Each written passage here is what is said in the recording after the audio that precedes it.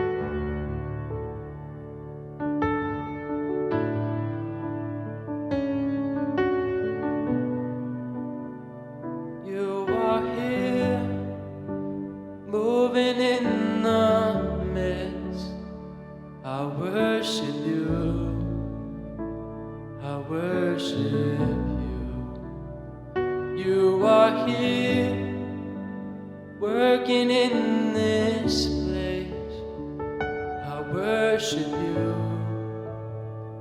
I worship you. You are here, moving in the midst. I worship you. I worship you. You are here, working in this place. I worship you. I worship you. You are waymaker, miracle worker, promise keeper, light in the darkness. My God, that is who you are. You are waymaker, miracle worker, promise keeper, light in the darkness. My God, that is who you are. You are here, touching every heart. I worship you. I worship you. You are here, healing every heart. I worship you. I worship you. You are here, turning lives around. I worship you. I worship you. You are here, mending every heart. I worship you. I worship you. You are waymaker, miracle worker, promise keeper, light in the darkness. My God, that is who you are. You are waymaker, miracle worker, promise keeper, light in the darkness. My God, that is who you are. That is who you are. That is who you are. That is who you are. That is who you are. That is who you are.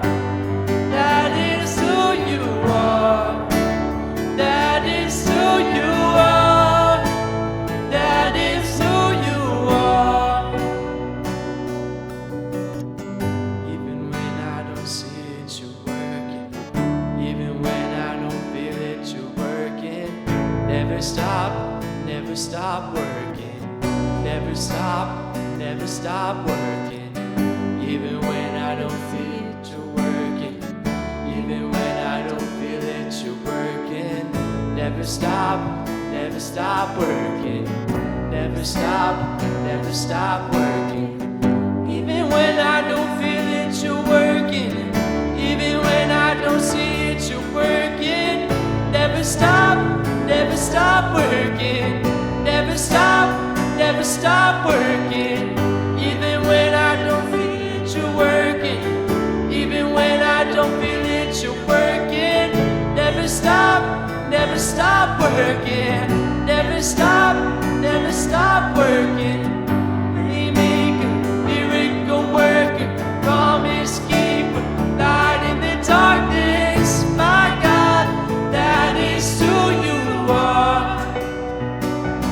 You are waymaker, miracle worker, promise keeper, light in the darkness. My God, that is who you are.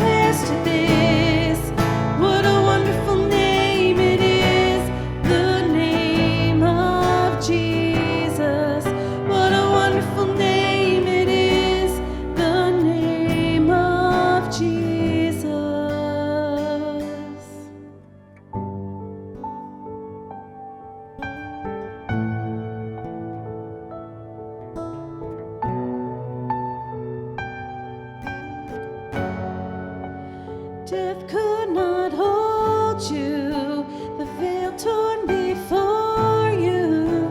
You silenced the boast of sin and grave. The heavens are roaring, the praise of your glory. For you are raised to life again, and you have no rival, and you have no equal. Now and forever, God, you reign. And yours is the kingdom, yours is the glory, yours is the name above all names. What a powerful name it is!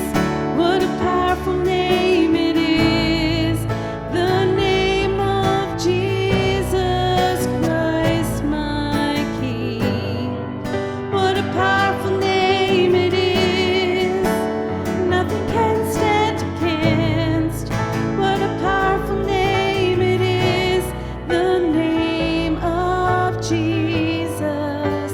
And you have no rival, and you have no equal.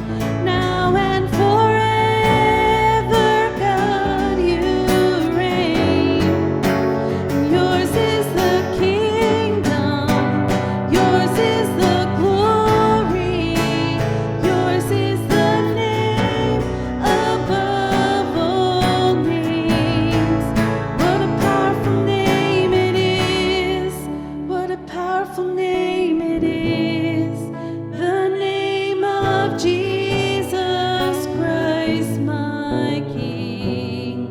What a powerful name it is! Nothing can stand against. What a powerful name it is! The name of Jesus. What a powerful name it is!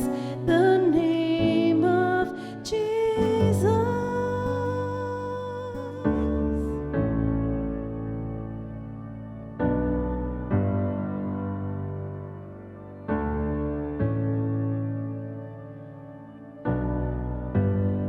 There's a table that you've prepared for me in the presence of my enemies. It's your body, your blood you shed for me, and this is how I fight my battles.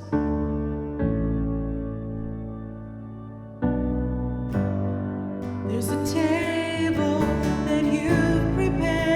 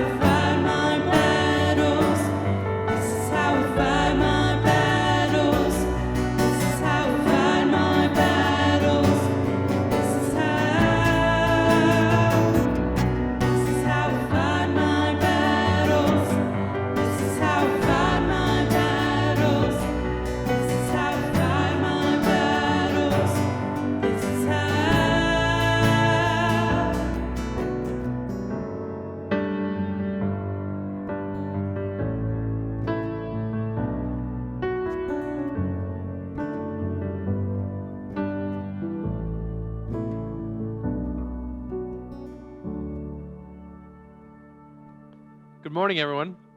Have you ever felt thankful when a friend or someone you know gave you a heads up, even if that was awkward for them? If it was uncomfortable at the time, but ultimately you knew that they said it because they were looking out for you? Something like you have food in your teeth, your fly is down, your tag is sticking up, or your hair's a little out of whack and you got this piece sticking way out in left park, and they're like, they try to come and try to help you fix it. We've all had those moments, right? No one likes hearing that they have food on their shirt or toilet paper stuck to their shoe, which I'm laughing because that's actually happened to me. But when someone else cares enough about us and looks out for us to save us from future embarrassment, we're definitely grateful. Now here's a little side story to that. There's one time I was watching my wife on the news, and I love watching her. She does a great job. But there was a time where she had a piece of hair kind of going whoop, way out there, and I was like, ooh, what should I do here? Should I text her and tell her? Because, of course, every husband out there knows that you're walking on thin ice when you say anything about your wife's hair, unless it's good stuff. And so I was like, I don't know what to do. So I'm like, okay, I'm going to text her and just tell her. I care about her. I want to look out for her. And then it went to commercial break, and then it came back, and her hair was perfect, which it always is. But I was like, when she got home, I was like, oh, is she going to be mad at me for saying that? She's like, I'm actually thankful you did that because you saved me from embarrassment. There you go. Now, let's think about this from the other side for a second. Have you ever felt like you should really say something to someone else, but you weren't sure how to go about saying it? Think about it. Telling someone or a friend that they have food where it shouldn't be is one thing, but we all know that there's bigger stuff too. Things like talking to someone about a relationship that you don't think is good for them. Confronting someone about decisions they're making lately that just aren't great. Or speaking up about something, but you know it's going to get them into trouble or cause some sort of unwanted tension. Speaking up in a situation like this is beyond difficult. When this happens, we begin asking ourselves things like, what are we supposed to say? Or is it really my place to say something about it at all? So we usually just avoid the conversation altogether, don't we? But why? Why do we do that? Maybe we don't want to ruin a friendship or make someone mad. Maybe we don't want to offend them. Maybe we're doing or have done the same thing in the past, so we don't feel like we have the right to say anything. Maybe we don't think the other person will even listen to us. Or maybe we just don't know what to say or how to say it. For some of you, the situation is opposite. You have no problem telling people exactly how you see it. You're not shy to speak up at all. The problem with that, though, is that you may not always be speaking up in a way that causes people to want to listen. If you've ever wrestled with any of this stuff, the good news is this: you're not alone. We've all been there. We all know what it feels like to know that we need to say something, yet find ourselves unsure of what to say or how to say it. What if we could learn a way to approach difficult conversations? What if there was a way to be helpful and kind when we choose to speak up? What if there was a way to have a difficult conversation that ended up being about something good? Here's the thing. Nobody wants to be seen as the I'm so amazing friend or person who talks about everything everyone else is doing wrong. Instead, we want our reputation to stand out for the right reasons, for how we love and treat other people. So when it comes to being a person who looks out for others, how do we make sure we handle it in the right way? Last time we met, I talked about how we should never count someone out because of their past mistakes, and how everyone has the chance to be a good influence on others, no matter what your background or your past is. We all know it takes some kind of change in our life in order to have that good influence, and sometimes, here it is, God uses us to help people with that change. Today, I want to focus on how we can do that in a loving and uplifting way. We all know it's better to be known for loving others. But if love is the goal, then how are we supposed to handle it when somebody literally is doing something bad or dangerous or just plain unwise? Maybe we should just avoid them. This seems to be the way we're supposed to behave. We're just supposed to be okay with everyone else's choices because it's their life, and who are we to judge? I think deep down, we all know that isn't always the case, especially when it comes to the people closest to us. What do we do then? Paul actually talked about this very thing in a letter to the church in the region called Galatia, where modern-day Turkey is now actually. Paul gave insight on this topic, and it's found in Galatians 6:1, and it says this: "Dear brothers and sisters, if another believer is overcome by some sin, you who are godly should gently and humbly help that person back onto the right path. And be careful not to fall into the same temptation yourself." Paul is saying that if the Galatians have a friend who shares the same values but slips up and does something harmful, their responsibility is to help that person get back on the right track. In other words, he's saying you and I should actually go further than just saying something in a conversation.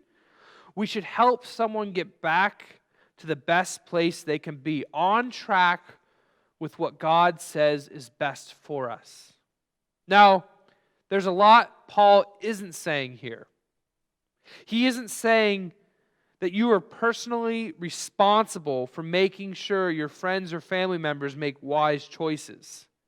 He isn't saying that you should put yourself in a position that sets you up for failure when you're trying to help your friend or your family member. Wisdom in these conversations and situations is a must. The point is, according to Paul, with humility and gentleness, you and I can help people who are struggling with making poor decisions get back on the right path. Paul continues to say this in Galatians 6:2. Share each other's burdens, and in this way, obey the law of Christ. So how do we help them get back on track? By carrying each other's burdens. Think about it this way. In the world of fitness training, there's a person known as a spotter. A spotter is there to help if the weight gets too heavy for the person doing the lifting and is no longer able to lift the weight on their own. When this happens, the spotter carries the weight too. They carry the burden of the barbell along with the person doing the lifting. That is what we're supposed to do to help people get on the right path. Paul cared deeply about the people of Galatia, which is why he wrote what he did. He knew that the most loving thing to do isn't the easiest thing to do, but we owe it to each other to speak up. Because the truth is, we need each other so much. Not just to point out where others have gotten off track, but to come alongside them and help them carry the burdens of getting back into the right place where they should be. In other words, Jesus followers, Christ followers, must do more than just speak up and point out what's wrong.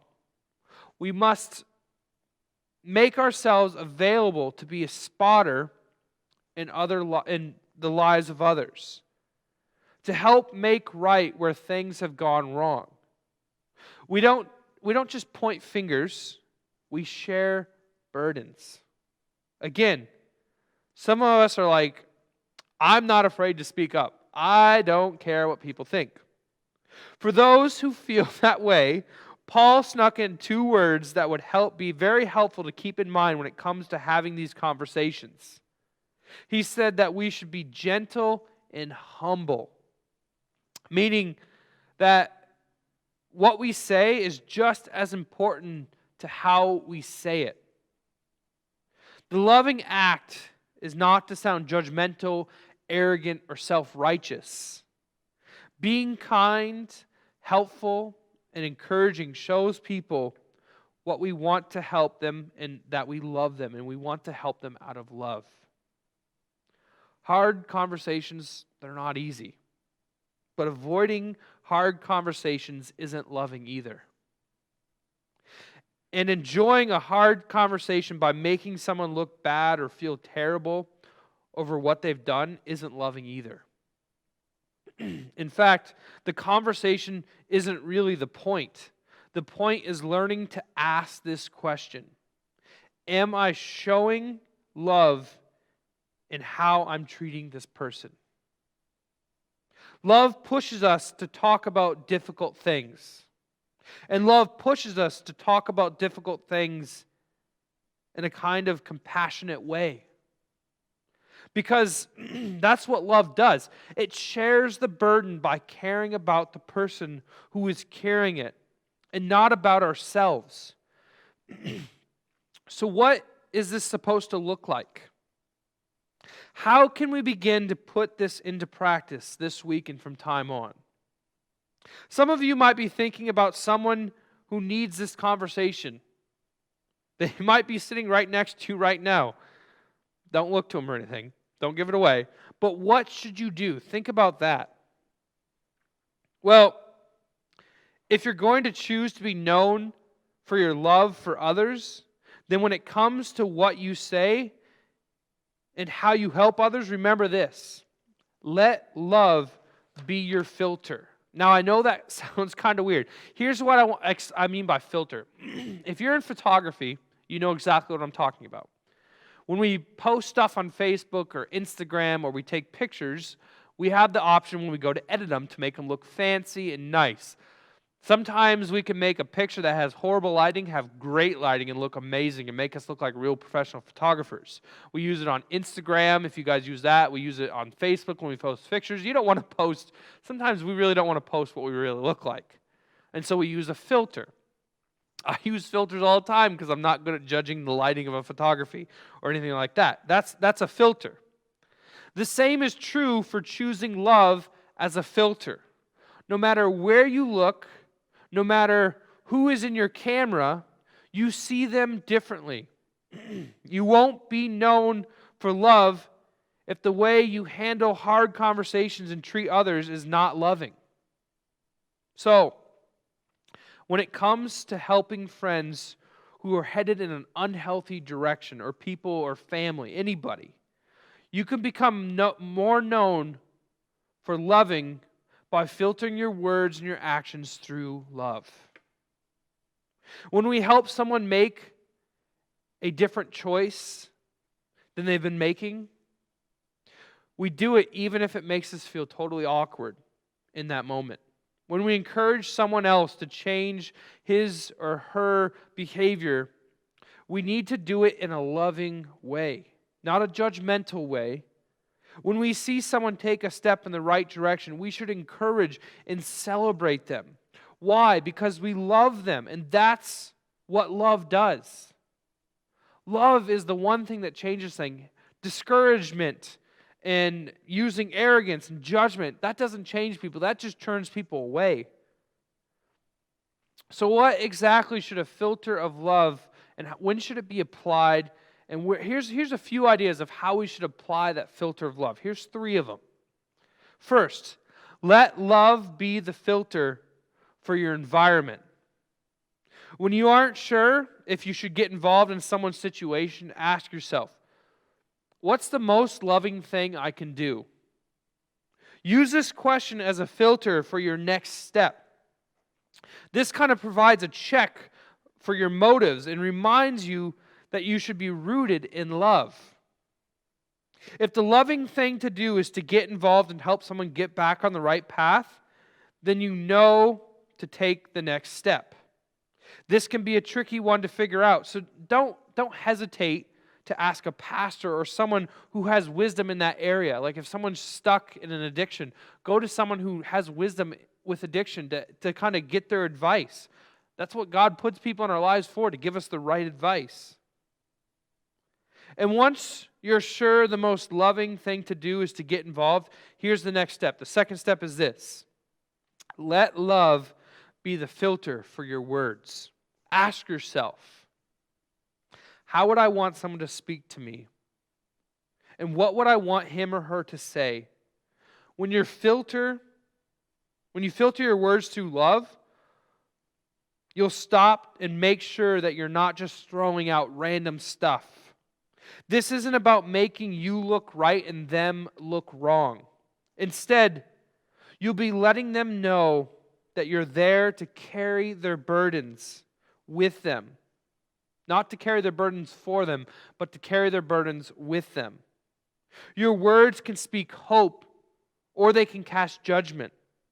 If you filter them through love, they'll be the words that could help get someone's life back on track. Once you have words filtered once you have a word filter in place, it's time to take the next step. And the third step is this. Let love be the filter for your actions and reactions. If you have friends or family that are having a hard time keeping their lives headed in the right direction, chances are they won't just need your words, but they'll also need your help. You have to choose to filter your actions through love, just like you do your words. Ask yourself, how would I want someone to live out their love if I were in this situation? Would you want them to keep their phone close just in case you were in a tempting situation? Would you want them to say hard things to you and follow up with accountability and continuous conversation to help you stay on the right track? No matter what the situation is, if you filter your action through love, you'll wind up being known for the way that you love others. And you'll live out Paul's call to help share the burdens for other people. Now, one thing I want to point out here, I know some of you guys are saying probably like, oh, you don't know how many times I've tried that and they just continually burn me. I get it. People do that. People aren't perfect. But here's the thing. God doesn't give up on them, and we shouldn't either. Yes, do it in a safe, healthy way for yourself. Don't bring yourself down with that problem that they're going through, but don't give up on them. I am so glad that God didn't give up on me. I'm sure I frustrated him a lot earlier in my life. But he never gave up on me, and I'm here today because of that. Just imagine how God can use you in someone else's life, and they can be that person who changes the world. You never know. Continuously forgive them and be patient with them and give them some space to make those decisions on their own, but show them love. No one can come back to you and be mad at you because you never showed them love.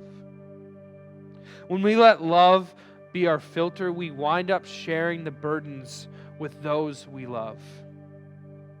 Imagine how our community, our friendship, and families would be different if we were more people filtering their environment, words, and actions through love. We would say hard things to one another, not out of judgment or hate, but out of love. We would help keep each other from regrets, mistakes, and unnecessary heartbreaks and negative consequences. Who knows? A filter of love might just be what it takes to change the direction of someone else's life for the better forever. Let's be people who let love be our filter so that we can help those we love stay ahead in the best direction for their lives. We all have opportunities. And if you are one of those people who just feel tired from trying to help people, all I tell you is just pray that God gives you the energy to move through it. He will. And I am such a believer for this. I believe that we need to love people in order to change their lives. I believe that when God called us to be disciples and to be people of Him, He called us to love people. And love is the one thing that's going to bring people to Christ. Hate and judgment is not going to bring people to Christ. Love is. And we just need to do that. And we need to look to Jesus and God for the help to do that. We can't do this alone. They can't do it alone. We need each other. And I'm thankful for that we have a God who wants to serve alongside us and wants us to carry other people's burdens as well, because He's carried our burdens. As we wrap up and close our time together today, we thank Pastor Matt for his time in the Word and preparing his heart and how God is speaking to him and through the Word to us. I always feel like I've come to this big banquet table where there's always something there that will nourish my heart and soul and mind and the things of God. So thanks, Pastor Matt, for sharing that with us today. And we also want to give God thanks for the tremendous way in which so many people are faithful in their giving. As we are traveling through this time of this season in history together, I want to say a word of thank you to so many who faithfully are giving regularly, and also to the many who are giving to the building fund. It's still a project in front of us. We are still going ahead with it. And I can't wait for the day when we break ground and dig a hole and see how God supplies and works and moves, and we're able to expand and increase our ministry through that. So yes, the building fund project is still a go, and we're thankful for the people who continue to pour in and dream and invest and pray together. So thanks for joining us today. We look forward to seeing you again next week, and God bless you. Have a great week. We love you.